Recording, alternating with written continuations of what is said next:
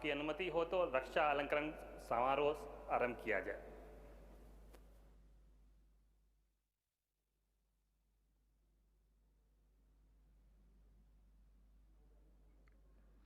शत्रु का मुकाबला करते हुए असाधारण वीरता के लिए Mahavir Chakra colonel Bikumalla Santosh Babu 16 battalion the Bihar regiment मरणोपरांत।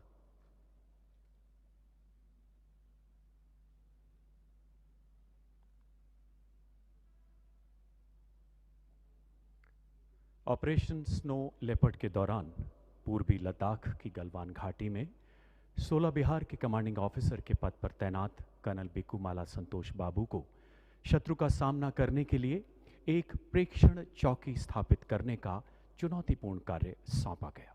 उन्होंने एक सशक्त योजना से दुश्मन के द्वारा बाधा उत्पन्न किए जाने के बावजूद अपनी सैन्य टुकड़ी को संगठित किया एवं इस कार्य को सफलतापूर्वक अंजाम दिया। इस चौकी पर मोर्चा संभालते समय उनके सैनिकों को नजदीकी ऊंचाइयों से भारी मात्रा में पत्थर फेंकने के साथ साथ शत्रु द्वारा तीक्ष्ण हथियारों से किए गए आक्रमण का भी कड़ा मुकाबला करना पड़ा। भारी संख्या में उपस्थित शत्रु सैनिकों की हिंसक और आक्रामक कार्यवाही का मुंह तोड़ जवाब देते हुए इस शूरवीर अधिकारी ने भारतीय सैन्य टुकड़ियों को वापस भेजने के शत्रु के निरंतर प्रयासों को विफल कर दिया। शत्रुओं के साथ हुई भीषण मुठभेड़ में गंभीर रूप से घायल होने के बावजूद युद्ध जैसी चुनौतीपूर्ण परिस्थितियों में कर्नल संतोष बाबू ने अद्वितीय साहस एवं अद्भुत संयम के साथ अपनी बटालियन का उत्कृष्ट नेतृत्व किया।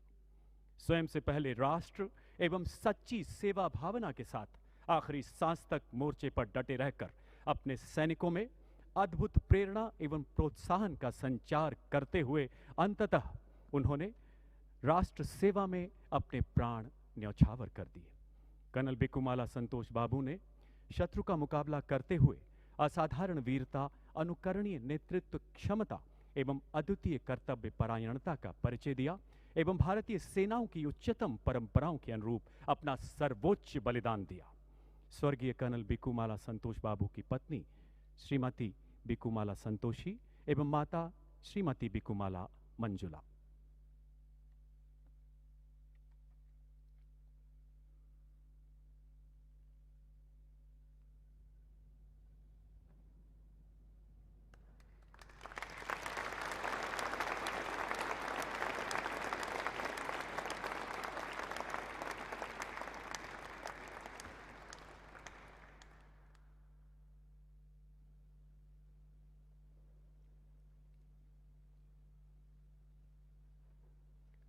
शत्रु का मुकाबला करने के सिवाय असाधारण वीरता के लिए कीर्ति चक्र सूबेदार Sanjeev Kumar 4th battalion the parachute regiment special forces मरणोपरांत।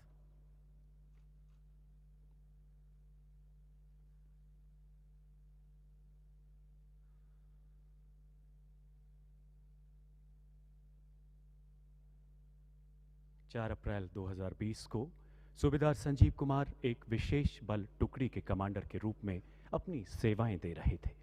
उनकी टुकड़ी को पाकिस्तान प्रायोजित घुसपैठियों का खात्मा करने, घुसपैठ ट्रैक को बंद करने के लिए विशेष ऑपरेशन के अंतर्गत हेलीकॉप्टर से कश्मीर की मुश्किल बर्फीली पहाड़ियों में उतारा गया। घुसपैठ कर चुके आतंकवादियों के पैरों के निशान का पीछा करते हुए 5 घंटे से भी अधिक समय तक कमर से गहरी बर्फ से जूझते हुए सूबेदार संजीव कुमार अपनी टुकड़ी के साथ आतंकवादियों के संभावित स्थान के नजदीक पहुंचे। इसी बीच उनके 2 साथी बर्फ पर फिसलने के कारण एक नाले में जा गिरे एवं आतंकवादियों की भारी गोलीबारी से घायल हो गए। सूबेदार संजीव कुमार अपने साथी के साथ उन्हें बचाने के लिए तुरंत नाले में कूद गए।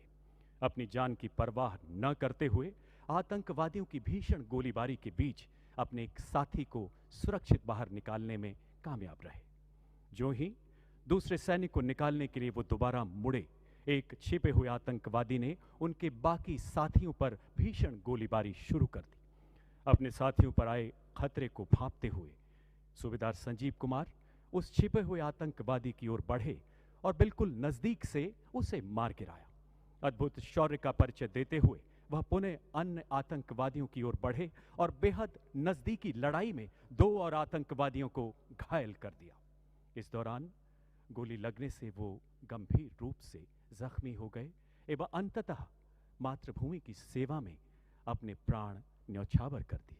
उनके अतुलनीय नेतृत्व एवं पराक्रम की प्रेरणा से उनके दल ने 5 कट्टर आतंकवादियों को मौत के घाट उतार दिया।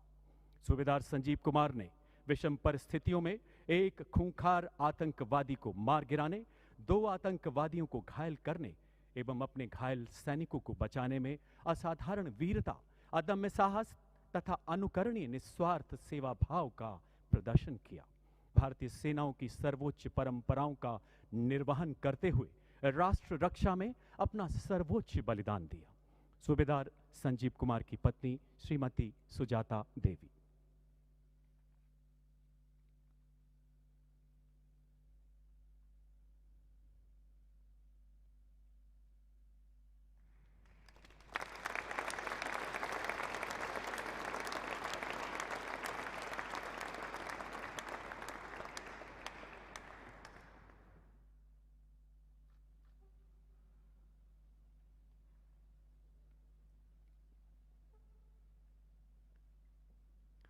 शत्रु का मुकाबला करते हुए वीरता के लिए वीर चक्र नायब सूबेदार Nuduram Soren, 16 battalion the Bihar regiment, मरणोपरांत।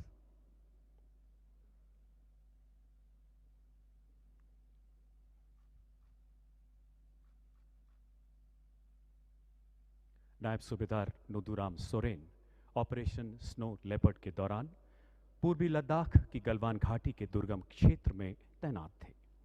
शत्रु सैनिक घातक हथियारों के साथ आक्रामक हमलों से उनके सैनिकों द्वारा की जा रही प्रेक्षण चौकी स्थापना में भीषण बाधा उत्पन्न कर रहे थे।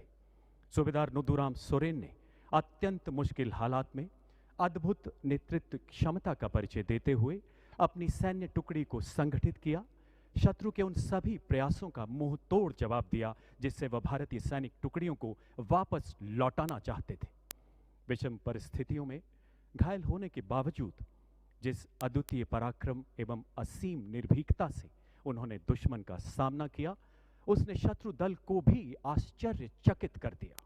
उनके इस प्रेरणादायक शौर्य प्रदर्शन ने उनकी सैन्य टुकड़ी को मोर्चे पर डटे रहने के लिए एक नए जोश का सृजन किया। गंभीर रूप से घायल होने के बावजूद यह शूरवीर सिपाही आखिरी सांस तक गलवान की दुर्गम पहाड़ियों में अपने मोर्चे पर डटा रहा और अंततः मातृभूमि की सेवा में अपना सर्वस्व समर्पित कर दिया। नायब सूबेदार नुदुराम ने शत्रु का सामना करते हुए अदम्य साहस, अतुलनीय कर्तव्य निष्ठा एवं असाधारण वीरता का प्रदर्शन किया तथा भारतीय सेनाओं की उत्कृष्ट परंपराओं का निर्वहन करते हुए राष्ट्रहित में अपना सर्वोच्च बलिदान दिया। स्वर्गीय नायब सूबेदार नुदुराम सोरेन की पत्नी श्रीमती लक्ष्मी मणि सोरेन।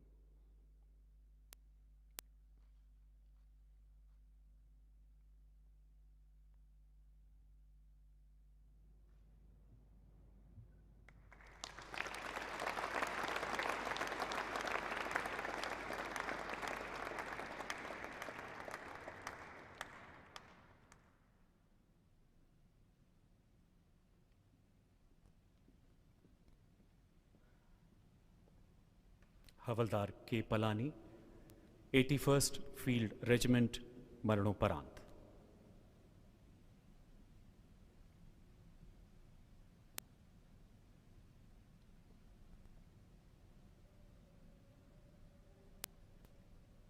हवलदार के पलानी ऑपरेशन स्नो लेपर्ड के अंतर्गत पूर्वी लद्दाख में गलवान घाटी के मुश्किल इलाके में तैनात थे। 15 जून 2020 की रात हवलदार पलानी को 16 बिहार बटालियन के हिस्से के रूप में एक ऑब्जर्वेशन पोस्ट स्थापित करने की चुनौतीपूर्ण जिम्मेदारी सौंपी गई। अचानक दुश्मन ने इनका घेराव करते हुए इन पर आक्रमण कर दिया। ऐसी विषम परिस्थितियों में अद्वितीय साहस एवं संयम का परिचय देते हुए यह शूरवीर सैनिक आमने सामने की लड़ाई में दुश्मन से जा भिड़ा।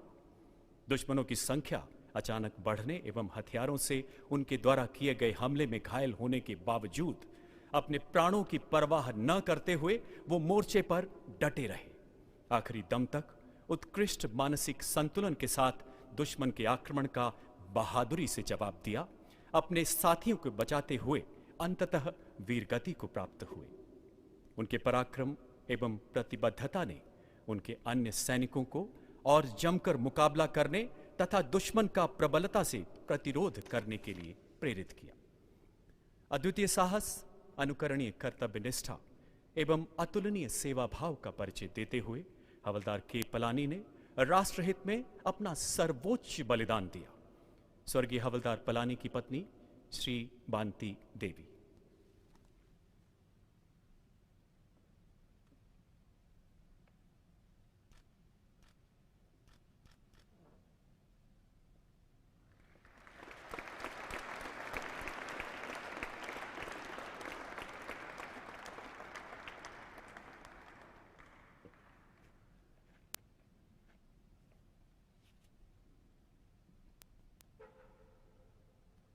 नायक दीपक सिंह, सेना चिकित्सा कोर, 16वीं बटालियन, द बिहार रेजिमेंट, मरणोपरांत।